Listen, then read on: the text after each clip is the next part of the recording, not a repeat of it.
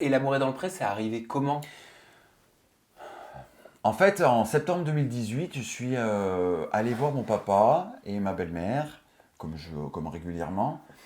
Et à un moment donné dans la soirée, enfin, je vois que mon père ça va pas. Et je dis à ma belle-mère, écoute, il y a quand même cérébralement quelque chose qui va pas.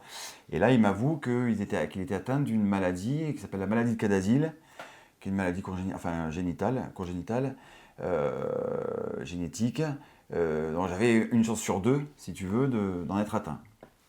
Et je suis rentré chez moi et mon ex de l'époque, elle n'a pas du tout accepté en fait.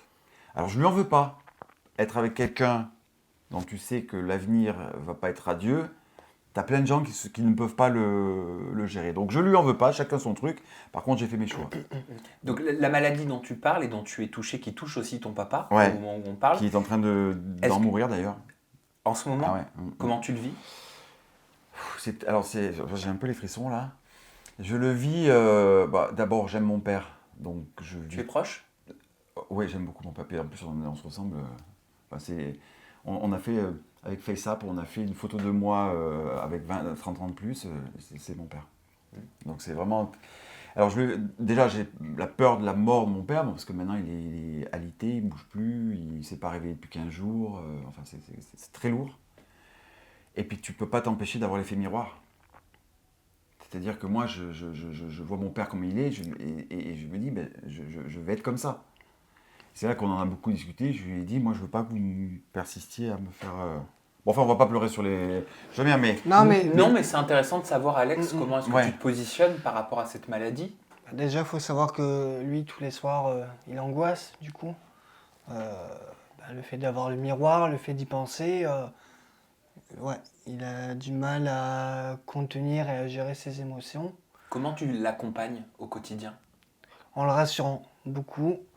euh, et d'un autre côté, pas non plus trop le couver ou lui dire tu es malade. Ça, je le C'est-à-dire fais que pas. tu te refuses d'en faire un mélodrame. C'est ça, tout à fait. Ouais, ouais. Mais quand même, il sait que je suis là. Il sait que s'il y a besoin, s'il faut faire des choses, je suis là. Quels sont les symptômes, les manifestations de cette maladie? Qu'est-ce que tu ressens au quotidien? Alors, c'est une maladie qui est vraiment pervers. Hein.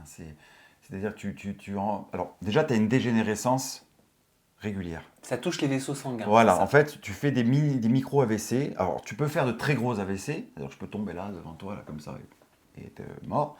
Ça, c'est un tiers des. Ce qui est déjà pas mal. C'est un tiers des personnes atteintes font des AVC. Et les autres font des micro-AVC qui, petit à petit, détruisent des parties du cerveau. Et selon les parties du cerveau qu'elles détruisent, eh ben, c'est cognitivement, ben, tu baisses. Voilà.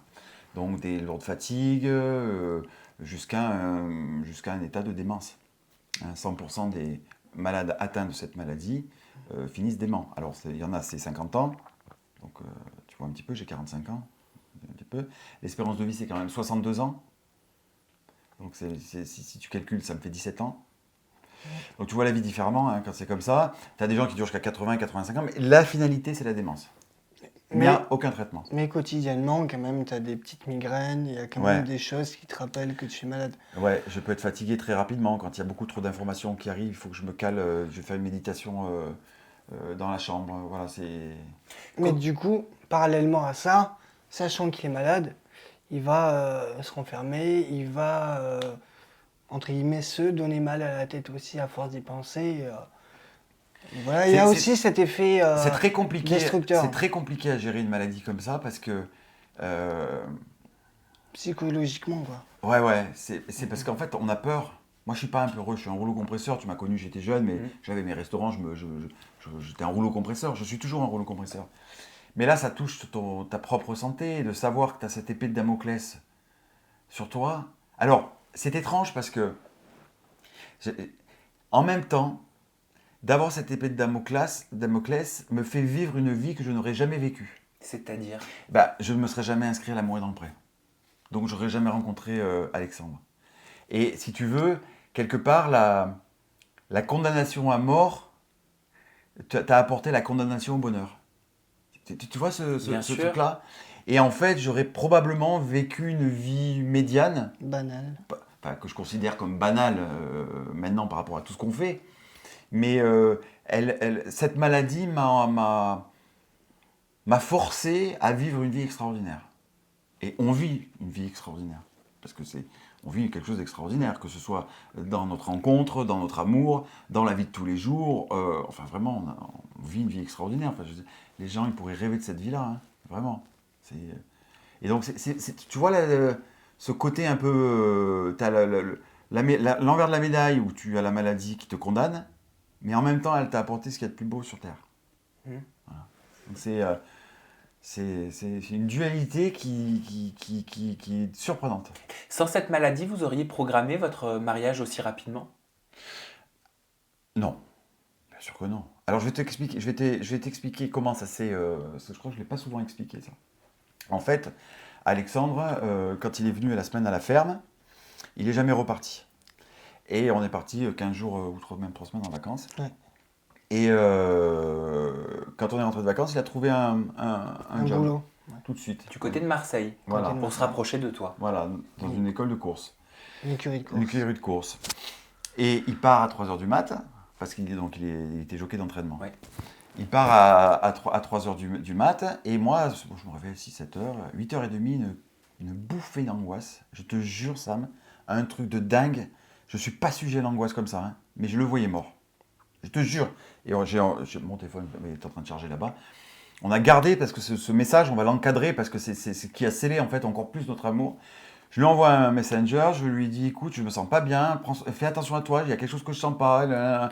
Et il me répond. Je suis à mon 4e cheval, tout se passe bien, j'ai l'habitude, ça fait 4 ans que je fais ça. Voilà. Et une demi-heure après, chute il a failli perdre la vie, chute de cheval, Triple fracture ouverte.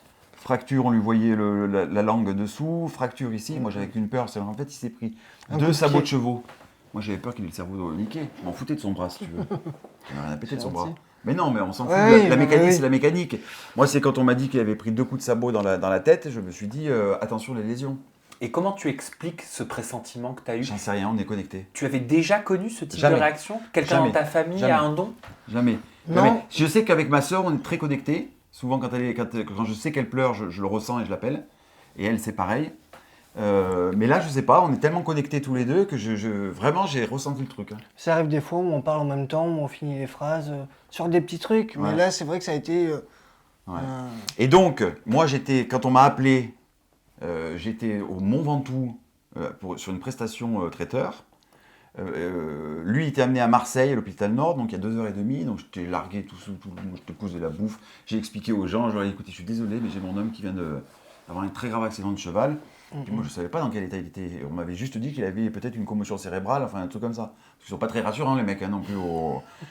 Voilà. Alors, Vous en voilà. rigolez Attends. maintenant. Non, mais parce que je vais te raconter un truc qui Non, ça, je je crois veux- qu'on l'a pas jamais dit. Vas-y. Je crois qu'on l'a jamais dit. Non, on l'a jamais dit en plus. En fait, moi, je suis arrivé à l'hôpital et tout le monde. L'émission n'avait pas commencé à être diffusée, mais tout le monde m'attendait. Mathieu, l'amour est dans le pré, etc. Puis j'ai dit, les infirmières m'ont fait rentrer, photos, machin, etc. Faut J'ai dire dit, que j'étais shooté Non, à non. la kétamine. il avait tellement mal qu'on lui a foutu de la kétamine, il était en plein délire. Mais moi, j'ai connu l'amour, dans l'amour et dans le pré, machin. Tout.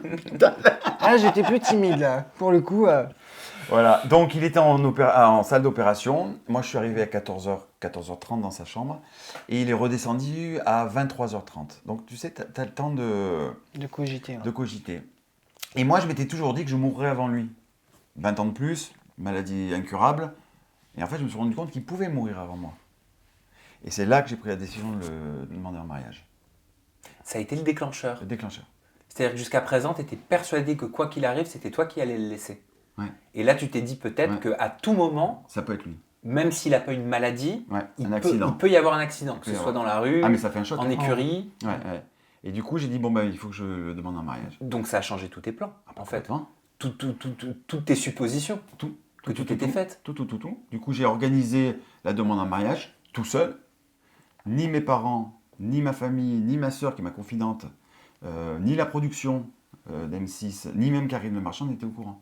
C'est-à-dire que le jour où je suis arrivé au jour du bilan où j'ai sorti mes 2 enveloppes, Tu l'avais dit à personne. personne n'était au courant. Même pas une assistante de prod. Personne n'était au courant. Personne. Et encore moins lui, bien sûr. Mais ils ont dû tous être extrêmement étonnés. Toi le premier. Moi, le premier. Bah, en régie, ça pleurait. Oh là là.